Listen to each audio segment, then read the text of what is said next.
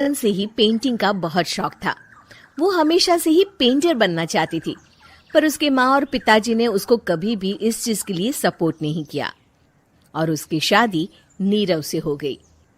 नीरव रजनी को बहुत प्यार करता था, पर रजनी हमेशा चुपचाप ही रहती।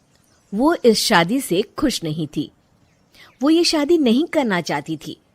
उसे तो हमेशा से पेंटर जो बनना था।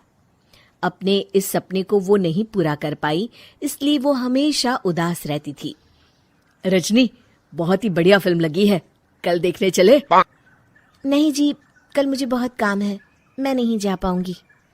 अच्छा तो कोई बात नहीं, संडे को चलते हैं।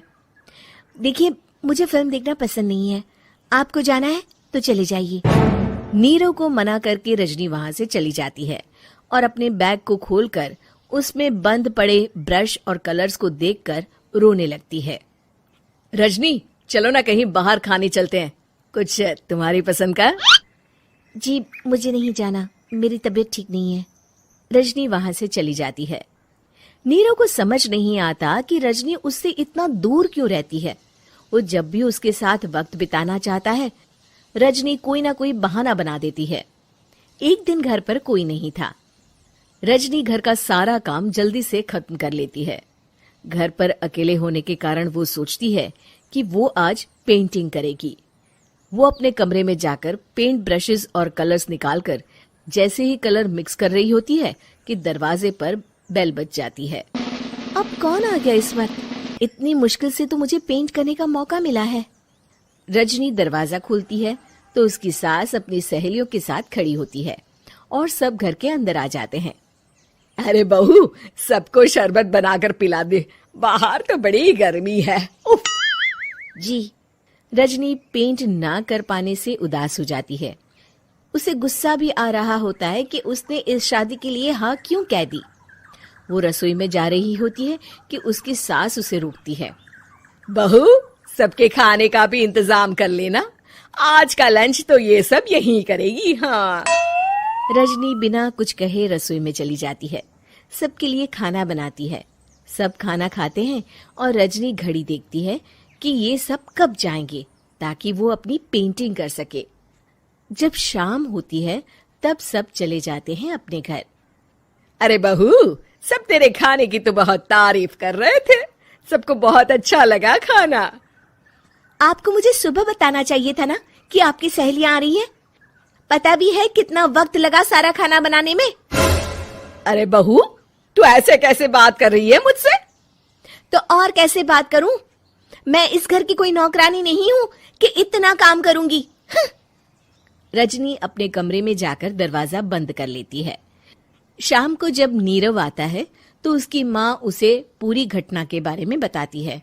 क्या रजनी ने आपसे इस तरह बात की माँ? हाँ, और पता नहीं उसे क्या हो गया है, शाम से बाहर भी नहीं आई है। मैंने तो कई बार आवाज दी, खाना भी नहीं खाया उसने।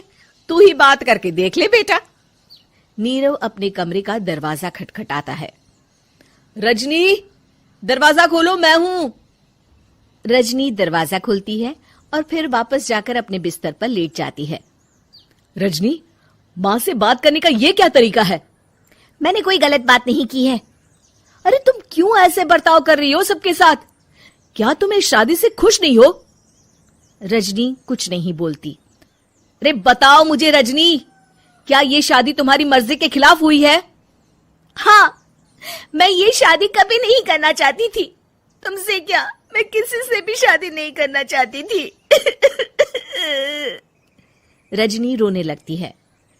चुप हो जाओ रजनी, बताओ मुझे, तुम क्यों नहीं करना चाहती थी शादी? रजनी बेड के नीचे से अपने पेंटिंग्स, कलर्स, ब्रश, पेपर्स निकालती है। इतने में उसकी सास भी कमरे में आ जाती है। ये देख रहे हो, ये थे मेरे सपने। मैं पेंटर बनना चाहती थी, पर माँ पापा ने कभी सपोर्ट नहीं किया और मेरी शादी करवा दी। मेरे सारे सपने टूट गए। हर वक्त बस गुस्सा आता रहता है मुझे। मैं जानती हूँ कि आप लोगों की इसमें कोई गलती नहीं है, पर मैं क्या करूं, मुझे समझ में नहीं आता।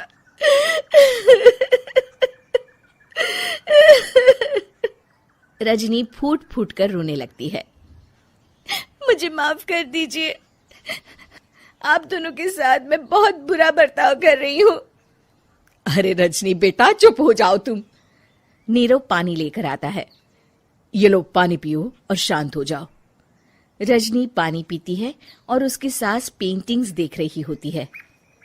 अरे नीरव, हमें तो पता ही नहीं था कि हमारी बहू कलाकार है। अरे कितनी अच्छी पेंटिंग्स बनाई है, देखो तो। ये वाली तो मैं अपने कमरे में ले जाऊंगी। आपको ये पेंटिंग्स अच्छी लगी? अच्छी नहीं, बहुत अच्छी लगी। और तुमने हमें बताया क्यों नहीं? तुम जब चाहे पेंटिंग कर सकती हो रजनी। हम तुम्हारे सपनों को पूरा करने में तुम्हारा पूरा साथ देंगे। हाँ बेटा, हम कला की कद्र करते हैं। हम कलाकार तो नहीं, पर मुझे गर्व है कि मेरी बहू एक कलाकार है। रजनी, नीरव और सास तीनों हंस पड़ते।